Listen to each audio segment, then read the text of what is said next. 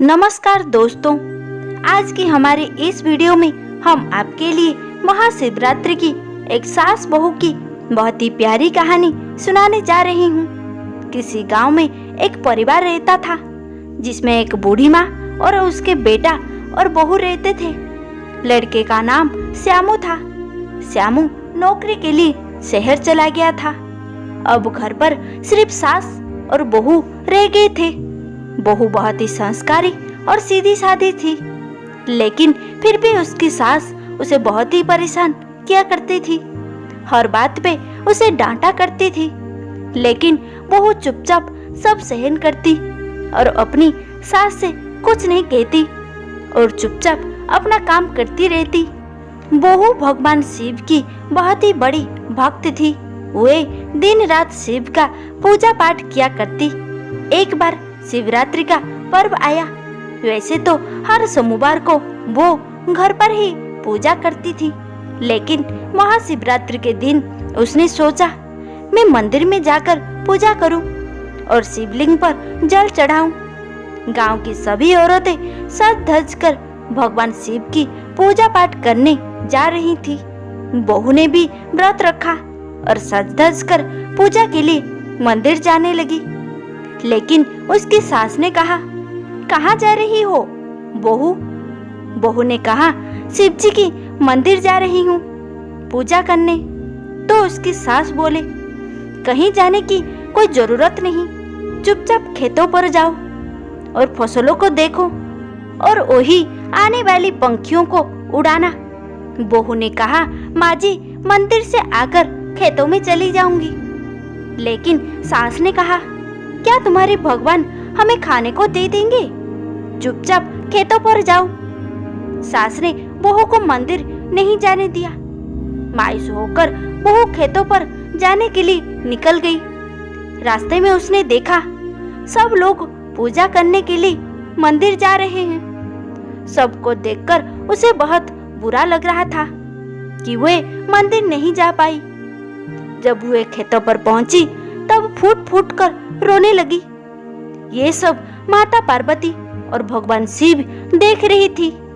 पार्वती माँ को उसे रोता देखकर बहुत ही बुरा लगा। उन्हें भगवान शिव से कहा, हे भगवान, मुझसे उनका रोना देखा नहीं जाता, कृपया करके आप इसकी मदद कीजिए।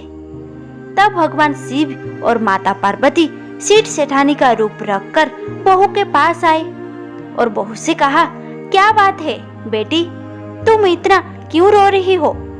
बहू ने कहा, अपनी किस्मत पर रो रही हूँ। आज भगवान शिव का दिन है। आज शिवरात्रि का पावन दिन है।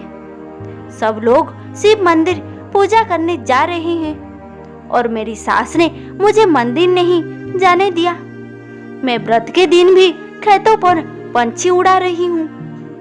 तब भगवान शिव ने बहुत सारा धन दिया और कहा, जाओ बेटी, तुम मंदिर जाकर शिव जी का पूजा पाठ करो, हम तुम्हारे खेतों की रखवाली करेंगे।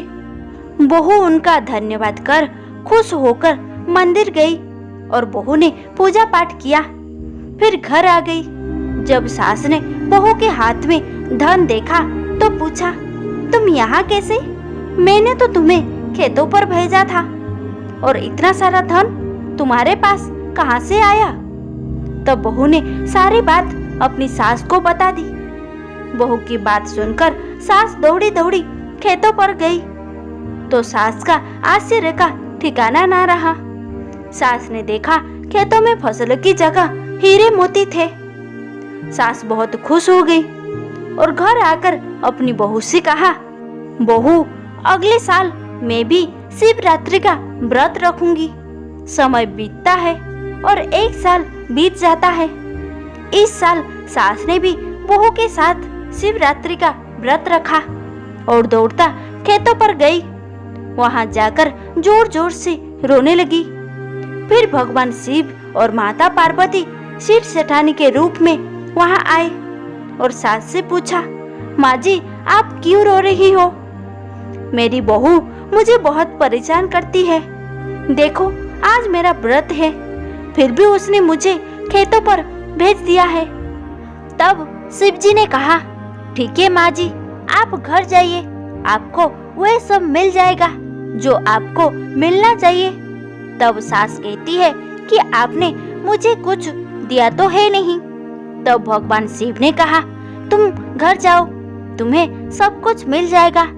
तब सास अपने घर आती है। घर आते ही उसके चेहरे पर लाल दाने निकल आते हैं। तब सास बहू पर बहुत चिल्लाती है, उसे बहुत सुनाती है। तभी वहाँ भगवान शिव और माता पार्वती के साथ प्रकट हो जाते हैं और वो सास से कहते हैं, तुमने हमारा व्रत लालच से रखा है, लेकिन तुम्हारी बहू हमारा पूजा पाठ निस्वार्थ भाव से करती है। जिसकी जैसी भक्ति उसे वैसा ही फल मिला।